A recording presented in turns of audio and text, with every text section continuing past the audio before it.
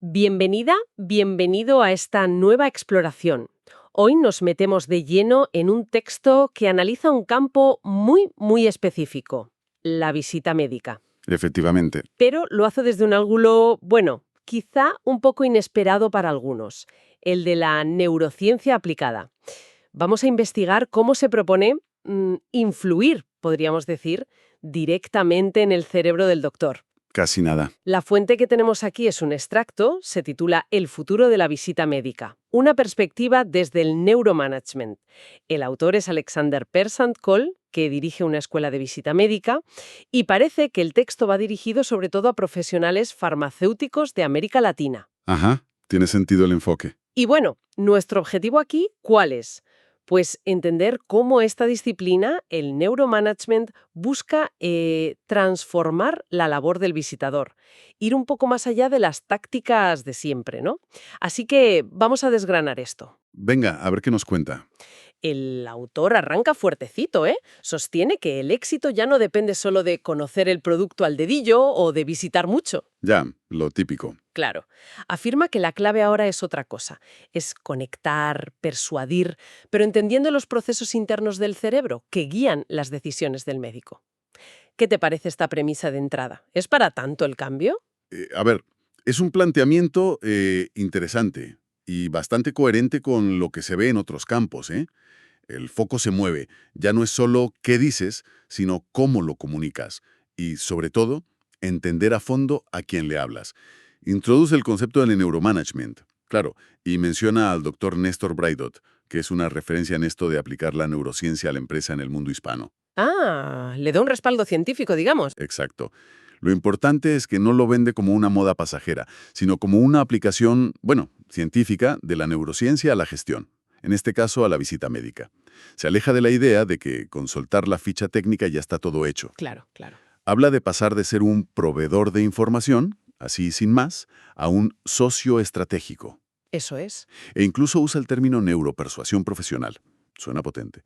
Pero pasar de proveedor a socio estratégico suena muy bien, pero ¿da el texto alguna pista de cómo un visitador consigue eso?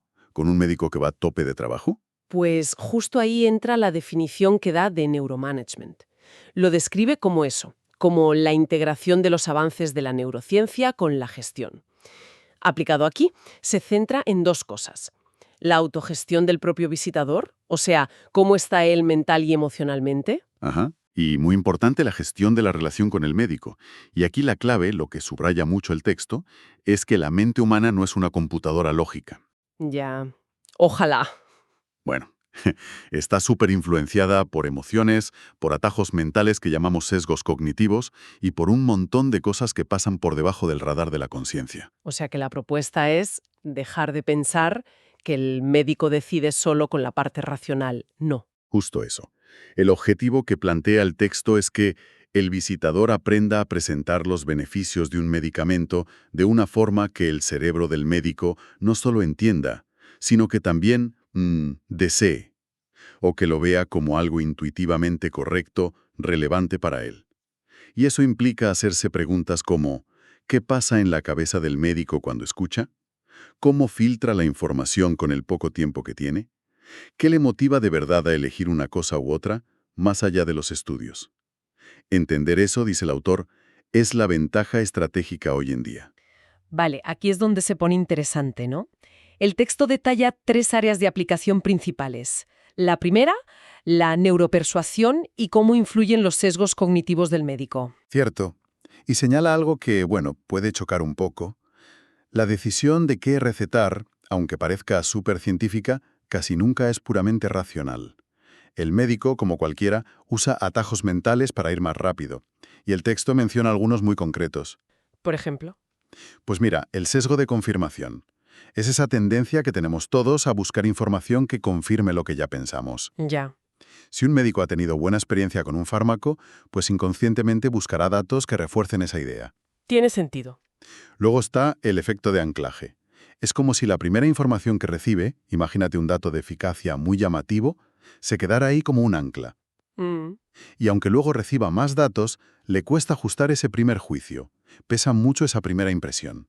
¿Curioso? Y también menciona el efecto halo. que es cuando una característica positiva, por ejemplo, que el visitador sea muy profesional o muy majo, Ajá.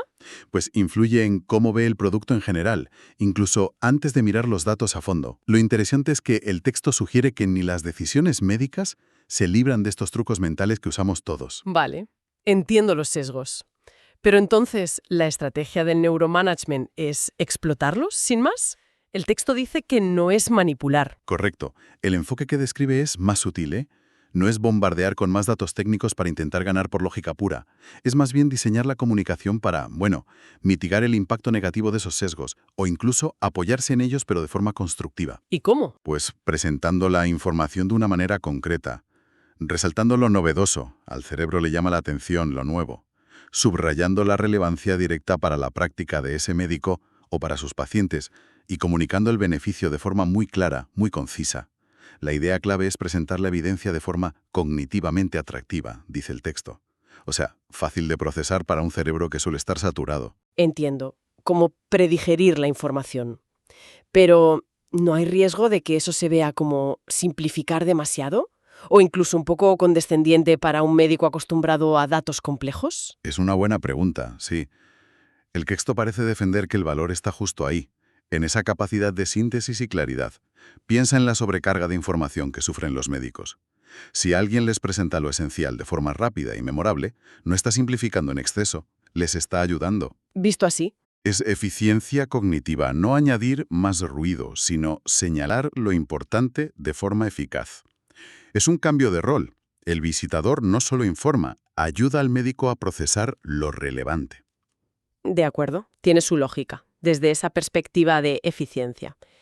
La segunda gran área que menciona es la neurocomunicación. Aquí el foco parece ir a lo emocional, ¿no? Dice que la emoción es el puente entre la info y la acción. ¿Cómo se come eso en la práctica? Fundamental.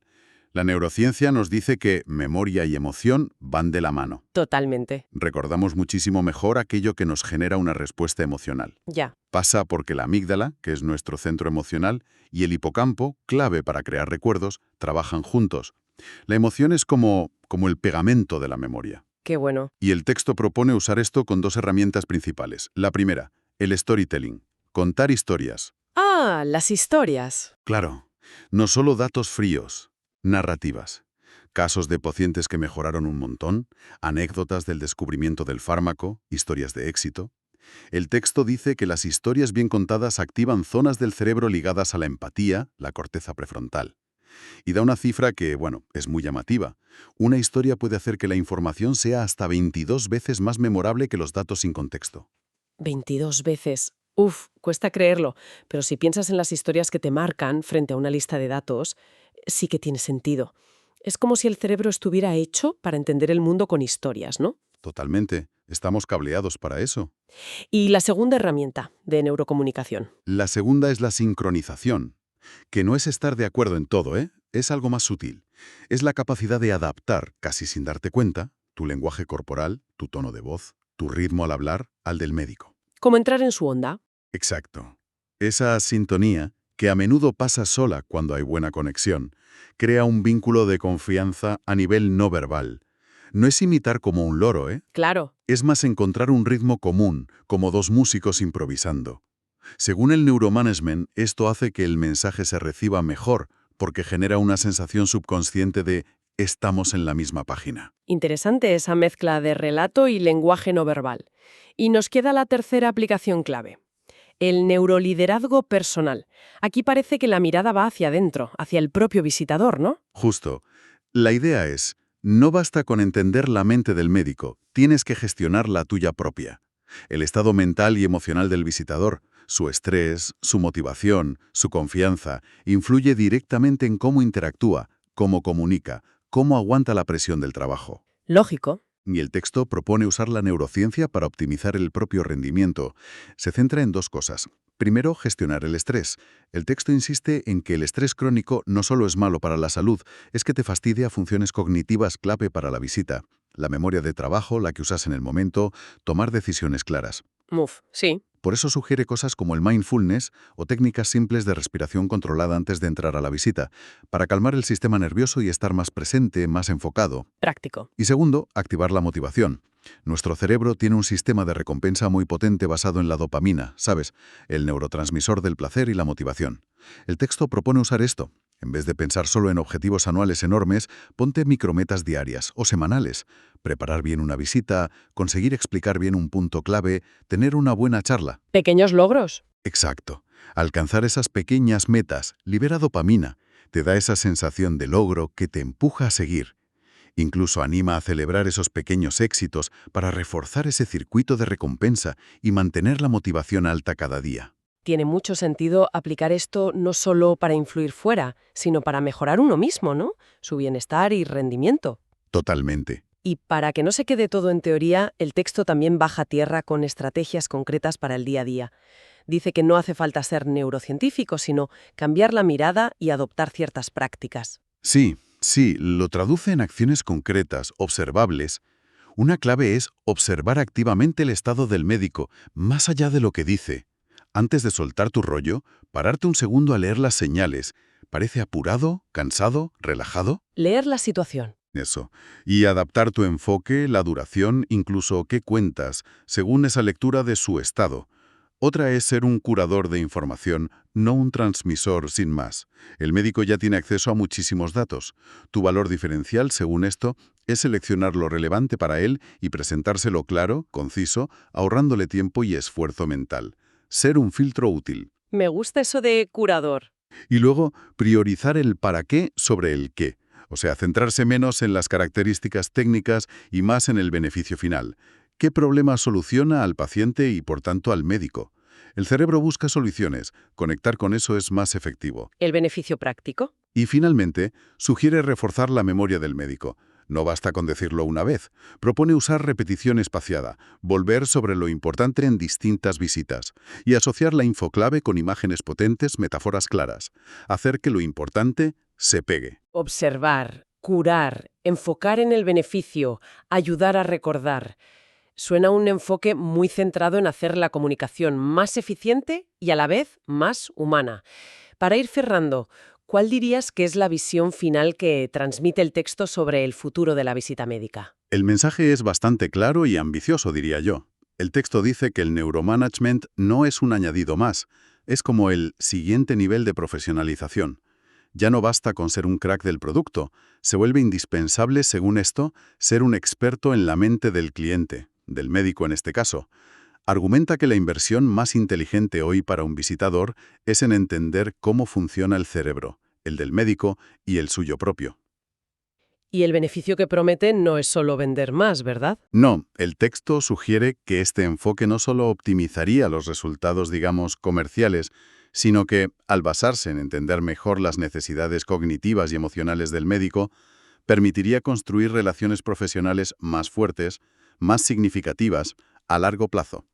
En un mundo donde la atención del médico es un bien escasísimo, ser visto como ese profesional que entiende su carga mental y le facilita decidir, pues eso se presenta como la clave para un éxito sostenible. Recapitulando entonces, lo que hemos analizado hoy es una propuesta para aplicar la neurociencia a la visita médica.